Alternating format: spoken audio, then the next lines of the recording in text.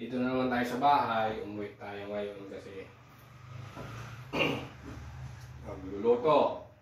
Ito ngayon yung ihanda nating simpleng ulam at simpleng gulay para sa pananghalian. Kaya magluluto muna tayo ngayon. Ito lang yung araw-araw na gawain natin sa bahay. Kaya guys, magluluto na tayo. Initin na natin.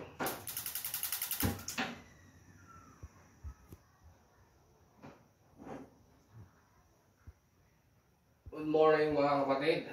Shout out sa lahat ng mga kauturan, sa lahat ng chapter ng kauturan. Shout out sa inyo lahat mga brad and sis. Ito magluluto yung brad nyo. Busy. Panghalian, simpleng ulam. Mag-adobo tayo ng panang manok, saka gigisahin natin yung gulay para sa pananghalian.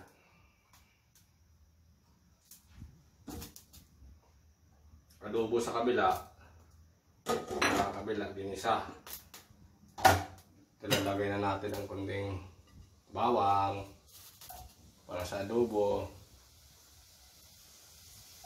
Gisahin muna natin para walang dito sa gulay, gisahin muna natin yung mga ingredients niya para masarap siya.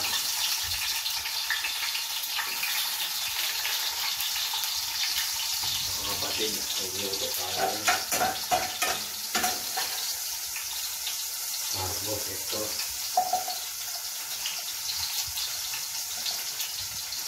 Tinitira ko to yung medyo malaki maliit na sibuyas. Tinitira ko para kung malapit na maluto ng adobo.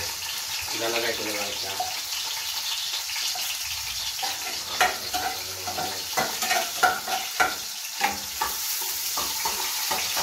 Luto ko muna tayo.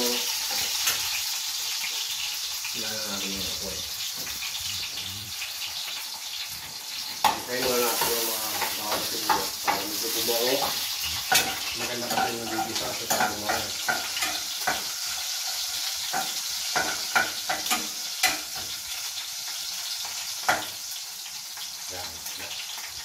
Unahin natin yung mga kapatid yung kalabasa kasi matagal itong lumambot eh. Pakuluan natin muna konting tubig. Actually, kanilang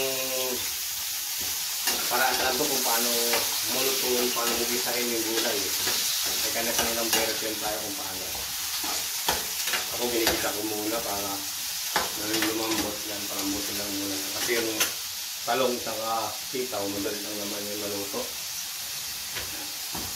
Ayan yan.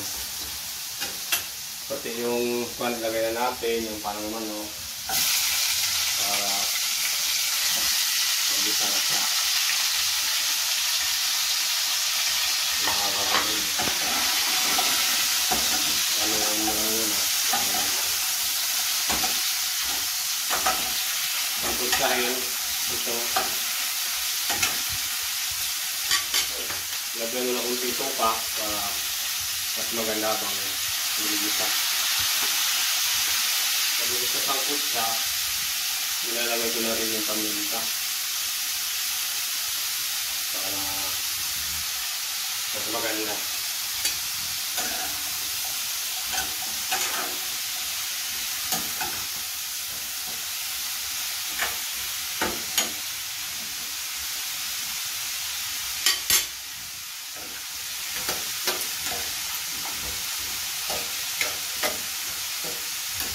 Pakuluan lang natin ito hanggang lumambot. Pati din yung adobong manok.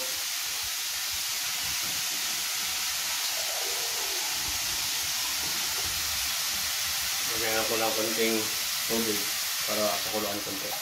Saka ito konting tubig din. Kaya lang natin siyang kumulo para lumambot siya.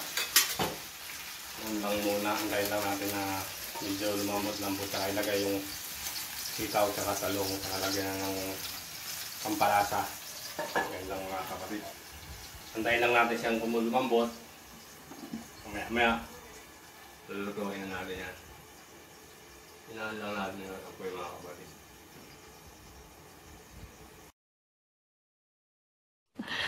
Sana all. Ito na mga kapatid, medyo malambot na yung niluluto natin. Nilalagay na natin yung sitaw. Yan. Lagyan na natin yung sitaw siya.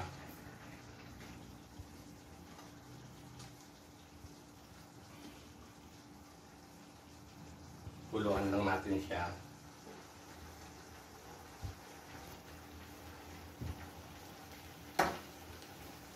Yung sitaw kahit half cook lang yan, okay lang yan. Go na yan. At yung talong, palambutin lang natin siya.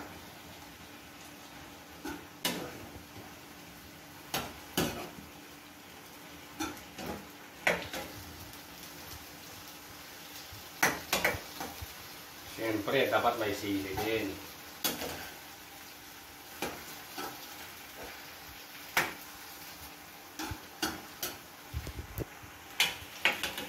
Tapan mo natin konti. Palambot yung sitaw at sili. Ito pa mga kapatid ko na to. Malambot na. Masarap ito pag yung talagang malambot na. Lagay na natin yung kunting toyo. Kuluan na lang siya.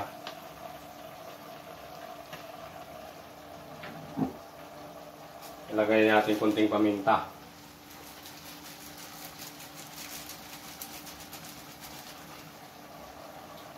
Yan mga kapatid. Hanggang kumulo lang siya. Ito, sili. Sarap na to. Kunting kulo na to, luto na to.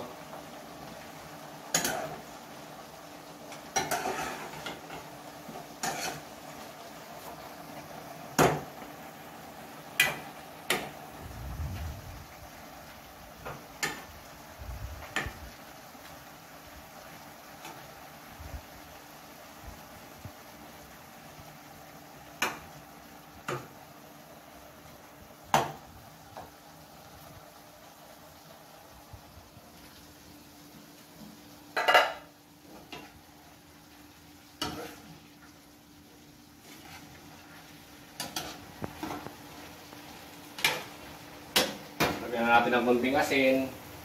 Depende sa inyo pag nilagay nyo magic sarap. Pero ako hindi ako naglalagay ng magic sarap. Pero nasa sa inyo naman yun kung gusto nyo ng magic sarap. Ako asin lang para talagang normal lang na luto.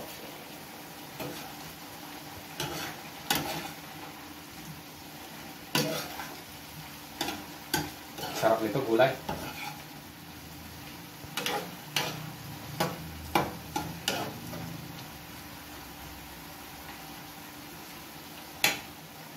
Yan natin nga po eh.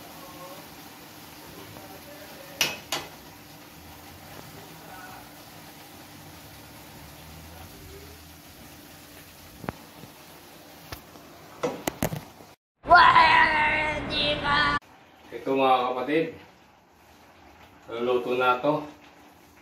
Pili na ito. Titikman nga natin kung okay na ba.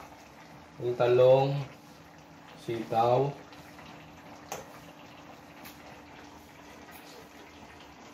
Hop. Okay na. Medyo half cook lang siya. Dahil na natin. Ito yung pinira kong sibuyas. Para to sa adobo. Lalagay ko lang siyang ganun. Pag malapit na siyang maluto. Sarap pa din may sibuyas eh. Ano siya. Luto-lutoin lang nasa din konti. Ganyan. Nakakapatid.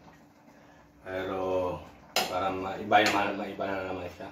Tikman natin. Lasa.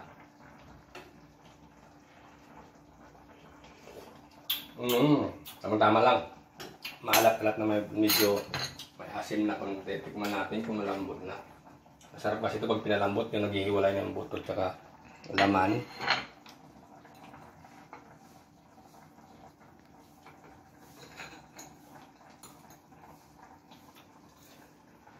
Nako, napakasarap. Sarap na ulam na pananghalian. Kahit simple lang. Okay na mga kapatid. Luto na. Okay na ito. Thank you mga kapatid. Please like and subscribe. Bye! Sana all.